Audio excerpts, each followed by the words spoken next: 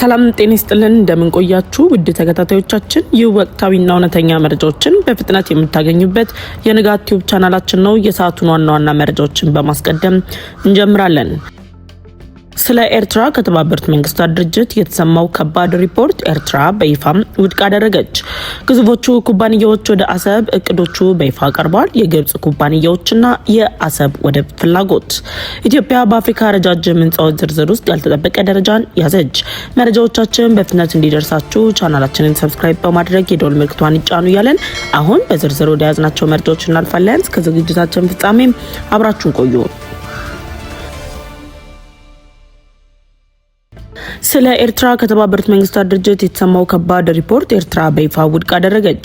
የኤርትራ መንግስት ባለስልጣናት ከፍተኛ ስጋታቸውን በመግለጽ ተቃውሞ ሲያሰሙበት የነበረው የተባበሩት መንግስታት ድርጅት የሰብአዊ መብት ጉዳዮች ተወካይ ኤርትራ ላይ ከባድ ሪፖርት ማቅረቡ ተሰምቷል።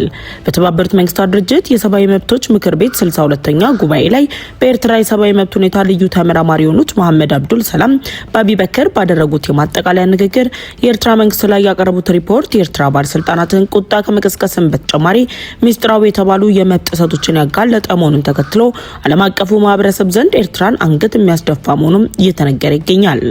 በኤርትራ በኩል ተቃውሞ ሲነሳባቸው የቆዩት ተመራማሪው መሐመድ አብዱል ሰላም በንግግራቸው በኤርትራ የደረሱ የግዳጅ መሰወር ወንጀሎችና ያሉበት ቦታ ያልታወቁ ሰዎችን ጉዳይ በግንባር ቀደምትነት በማንሳት ጥያቄ ማቅረባቸውም ተሰምቷል። ኮሚሽኑ በኤርትራ በሰብአዊነት ላይ የተፈጸሙ ወንጀሎች ሊኖሩ እንደሚችሉ ካስጠነቀቁ 10 ዓመታት ቢያልፉም እስካሁን ምንም አይነት ምርመራ ክስ ወይም ደግሞ የማሻሻያ እርምጃ ለመወሰዱን ገልጸው በኤርትራ ያለው አምባገነናዊ ስርዓት ከባድ የሰብአዊ መብት ረገጣ ኤርትራ እንደ አውሮፓውያን አቆጣጠር በ1993 ነጻነቷን ካገኘችበት ጊዜ ጀምሮ የጸና መሆኑን ያመለከቱት በአቢበከር ሀገሪቱ ሙሉ በሙሉ ከህግ የበላይነት፣ ከዲሞክራሲያዊ ተቋማት፣ ከፖለቲካዊ ብዙሃነት እንዲሁም ከነጻ ሚዲያና ከሲቪል ማህበራት የጸዳች መሆኗን ይፋ ባደረጉበት ቅጽበት ኤርትራ በቋሚ መልእክተኛዋ አምባሳደር ሶፊያ ተስፋ ማርያም ምላሽም ሰጥታለች። አምባሳደሯ በሰጡት ምላሽም በተባበሩት መንግስታት ድርጅት የሰብአዊ መብቶች ምክር ቤት 62ኛ ጉባኤ ላይ የቀረበውን የልዩ ምርመራውን ሪፖርት የኤርትራ መንግስት ሙሉ በሙሉ ውድቅ ማድረጉን ይፋ አድርገዋል። አምባሳደሯ ጥናቱን ውድቅ የሆነበት ምክንያት በማለት ባቀረቡት ንግግርም የቀረበው ሪፖርት በተናጠር በተረጋገጡ መረጃዎች ያልተደገፈና በቦታው ላይ ካለው ተጨባጭ እውነት የራቀ መሆኑን ታማኒነት የለውም በሚልም ደምድመዋል።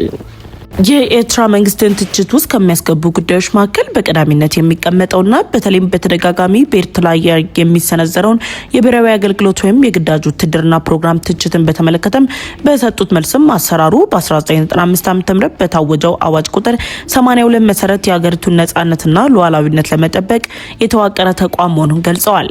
የአገልግሎት ጊዜው ከ18 ወራት በላይ እንዲራዘም ያደረጉት ቀጣይነት ያላቸው የውጭ የደህንነት ስጋቶችና ቀጠናዊ ውጥረቶች መሆናቸው ነው አምባሳደሯ በሰጡት ምላሽ የገለጹት። ግዙፎቹ ኩባንያዎች ወደ አሰብ እቅዶቹ ይፋ ቀርበዋል። የግብጽ ኩባንያዎችና የአሰብ ፍላጎት። ኢትዮጵያ የታሪክና የሕግ ባለቤትነት ይገባኛል ጥያቄ እያነሳችበት ያለችባቸው የአሰብ ወደብ ላይ ግብጽና ኤርትራ በደረሱበት መግባባት አማካኝነት የግብጽ ኩባንያዎች ወደ ልማት ሊገቡ መሆኑ ተሰምቷል።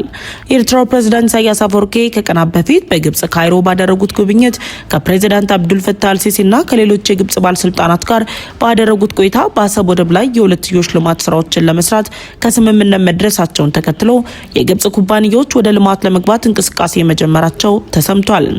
አፍሪካን ኢንተለጀንስ ይፋ ባደረገው መረጃ መሰረትም በቅርቡ በኤርትራ መዲና አስመራ በተካሄደው የግብጽ ኤርትራ ቢዝነስ ፎረም ላይ የተሳተፉት አረብ ኮንትራክተርና ኤልስዊድ ኤሌክትሪክ የተባሉ ታዋቂና ግዙፍ የግብጽ ኢንዱስትሪ ኩባንያዎች የኤርትራውን የአሰብ ወደብ ለማልማትና ለማዘመን ከፍተኛ ፍላጎት ማሳየታቸው ተሰምቷል። በኤርትራና በግብጽ መካከል እያደገ የመጣውን የሁለትዮሽ ግንኙነት ተከትሎም በአፍሪካ ቀንድ አካባቢ ካሉ የባህር በር ተርሚናሎች መካከል እጅግ ከፍተኛ ቁልፍ ስትራቴጂካዊ ቦታና ተፈላጊነት ያለው የአሰብ ወደብን ለማልማት ኩባንያዎቹ የራሳቸውን የቴክኒክና ኢንቨስትመንት እቅዶች ይዘው መቅረባቸው ግብጽ በኢትዮጵያ በህዳሴ ግድብ የተወሰደባትን ብልጫ ለመበቀል ለምታደርገው ጥረት እድል በመጠቀም ስትራቴጂካዊ የሆነው የአሰብ ወደብን ሙሉ በሙሉ በማዘመን የራሷን ትላልቅ ኩባንያዎች የኢንዱስትሪ የግንባታ አቅም በማስፋት ለማሰማራት እየሰራች መሆኑንም አረጋግጧል። በመጨረሻም ኢትዮጵያ በአፍሪካ ረጃጅም ህንጻዎች ዝርዝር ውስጥ ያልተጠበቀ ደረጃን ያዘች። በከተማትማ በኪነ ህንጻ ጥበብ የተለያዩ ለውጦችን እያስመዘገበች የምትገኘው ኢትዮጵያ በአፍሪካ ከሚገኙ ሰማይ ጠቀስ ህንጻዎች ያላቸው ሀገራት ከቀዳሚዎቹ ተርታ መሰለፏ ተሰምቷል። ኢትዮጵያ ከቀዳሚዎቹ ተርታ ያሰለፋትን መረጃ ይፋ ያደረገው የዓለም አቀፍ የሰማይ ጠቀስ ህንጻዎች መረጃ ማዕከል ከሆኑት ስካይ ስክራፐር ሴንተር እና ሲቲቢዎች ሲሆኑ በቅርብ ጊዜያት ኢትዮጵያ የገነባቻቸው ሰማይ ጠቀስ ህንጻዎች በአገሪቱ ተወዳዳሪ እንዳደረጓትም ገልጸዋል።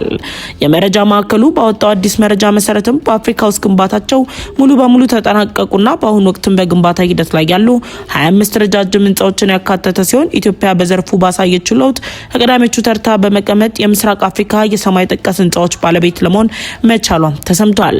በአፍሪካ ከሚገኙ 25 ረጃጅም ህንጻዎች ዝርዝር ውስጥ ኢትዮጵያ በሁለት ግዙፉ የህንጻ ፕሮጀክቶች መካተት የቻለችም ሲሆን የመጀመሪያው ኢትዮጵያ በአፍሪካ ጉርስ ማን ያስጠራት ሰማይ ጠቀስ ህንጻ የኢትዮጵያ ኤሌክትሪክ ኃይል ዋና መስሪያ ቤት ህንጻ ሲሆን ህንጻው በንድፉ መሰረትም 327.5 ሜትር ከፍታ ያለው መሆኑም ተነግሯል።